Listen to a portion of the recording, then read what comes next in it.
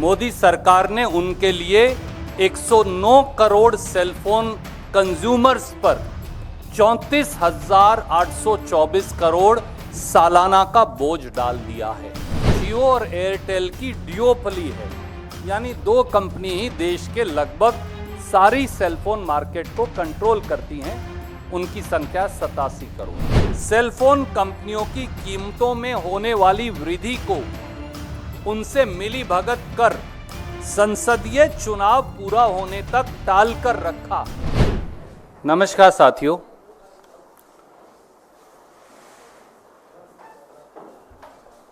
तीन जुलाई 2024 से इस देश में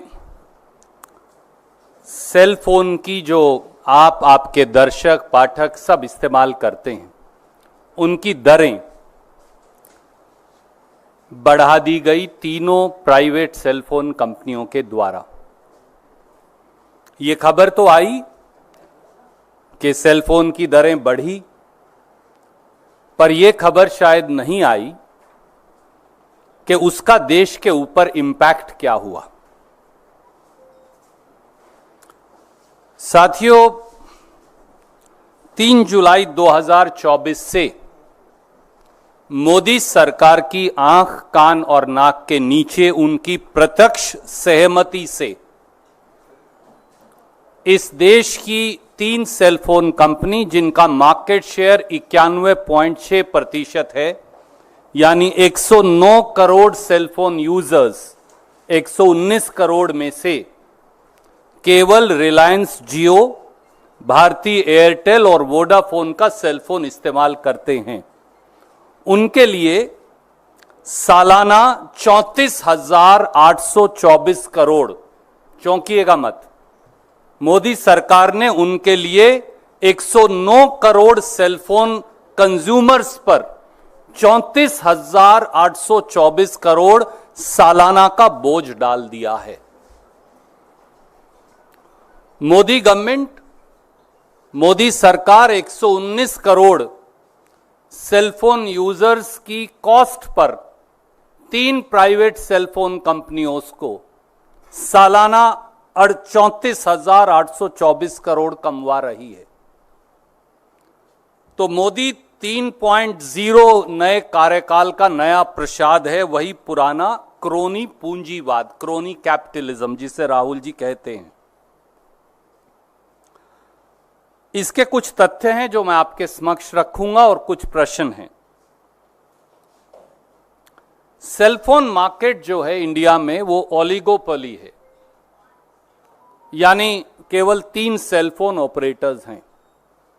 रिलायंस जियो 48 करोड़ सेलफोन यूजर्स, ये मैं नहीं कह रहा, मैं ट्राई की सबसे लेटेस्ट रिपोर्ट आपको भेज रहा हूं, ये उसका डेटा है, उसका एक्सट्रैक्ट अलग से भेज रहा हूं। Airtel 39 crore cellphone users, Vodafone idea 22 crore 37 lakh cellphone users, कुल 109 करोड़, कुल सेलफोन यूजर्स 119 करोड़। बाकी सरकारी कंपनियों के पास मुश्किल से बचते हैं 10 करोड़ के करीब।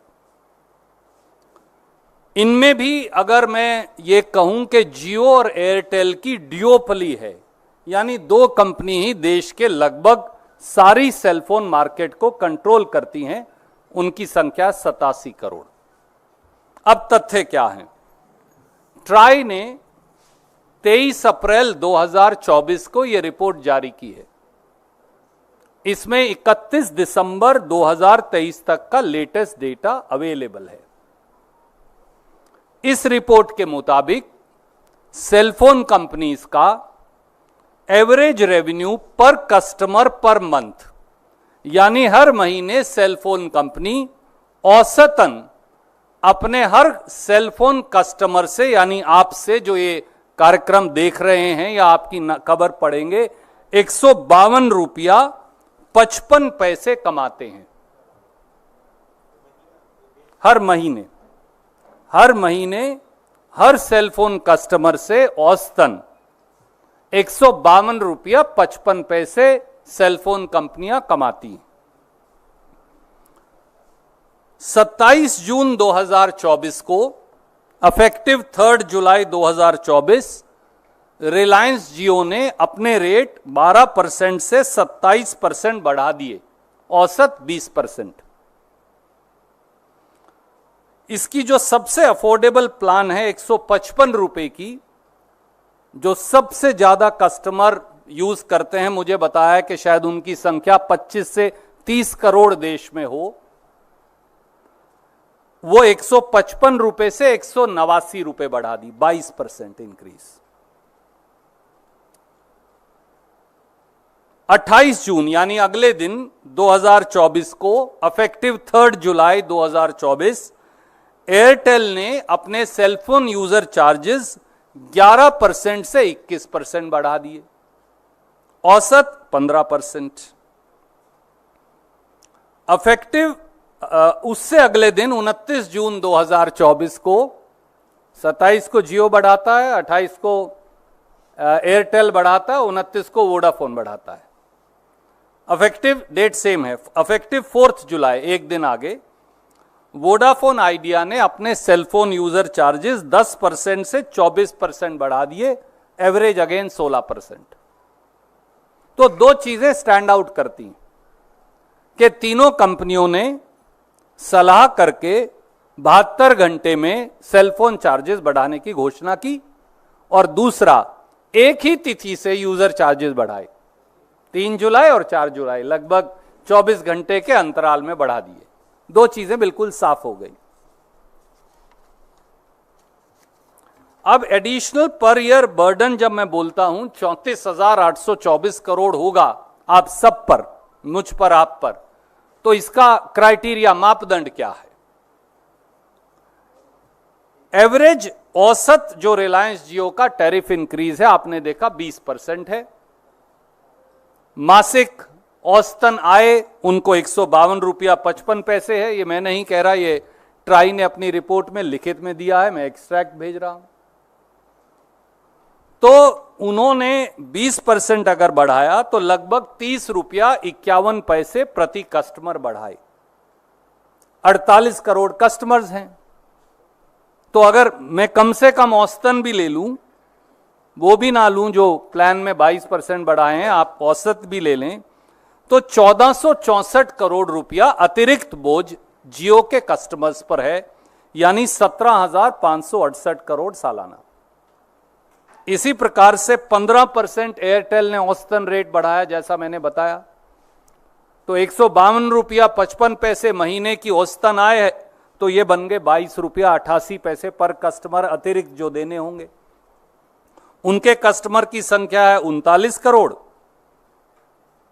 39 करोड़ से गुना करिए, बन गए 892 करोड़, सालाना बन गए 10,704 करोड़। तीसरा है वोडाफोन आइडिया, उन्होंने बढ़ाए औसतन 16%, जैसा मैंने आपको बताया, तो 152 रुपया 55 पैसे का 16% अगर अतिरिक्त हो जाए बन गया 24 रुपया 40 पैसे प्रति कस्टमर प्रति माह। उसको मल्टीप्लाई कर दीजिए 22 करोड़ 37 लाख कस्टमर्स से, तो वो बन गए 546 करोड़ हर महीने अतिरिक्त जो उन्होंने बोझ डाल दिया, और ये बन गए 6,552 करोड़। मैं ट्राई की रिपोर्ट की ये रेलेवेंट एक्सट्रैक्ट कॉपी आपको भेज रहा हूं और फुल रिपोर्ट भी भेज रहा हूं, लिंक। 6 सवाल सीधे हैं, और वो सवाल क्या है? How can private cellphone companies holding 92% of cell phone user market share be permitted to unilaterally increase cell phone tariffs by an additional 34,824 crore or almost 35,000 crore annually without any oversight or regulation by Modi government? पहला सवाल, मोदी सरकार ने किसी भी regulation, नियम या निगरानी के बगैर प्राइवेट सेलफोन कंपनियों को 109 करोड़ भारतीयों पर, 109 करोड़ सेलफोन यूजर्स पर 34,824 करोड़ का अतिरिक्त बोझ उनकी जेब से निकालने की इजाजत कैसे दे दी? दूसरा सवाल, why have the Modi government and Telecom Regulatory Authority of India abdicated their duty and responsibility towards 109 crore cell phone users? Modi सरकार और ट्राई ने 109 करोड़ सेल फोन यूजर्स के प्रति अपने कर्तव्य से मुंह क्यों मोड़ लिया और अपनी जिम्मेवारी से कन्नी क्यों काट ली?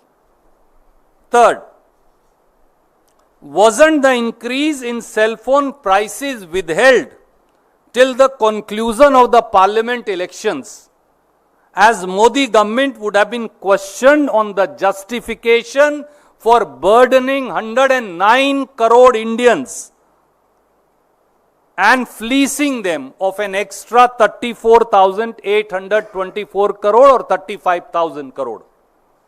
क्या मोदी सरकार ने सेलफोन कंपनियों की कीमतों में होने वाली वृद्धि को उनसे मिली भगत कर संसदीय चुनाव पूरा होने तक टाल कर रखा ताकि सरकार से और प्रधानमंत्री मोदी जी से 109 करोड़ सेलफोन यूजर्स पर सालाना डाले गए अतिरिक्त 35,000 करोड़ का जवाब कोई ना मांग सके?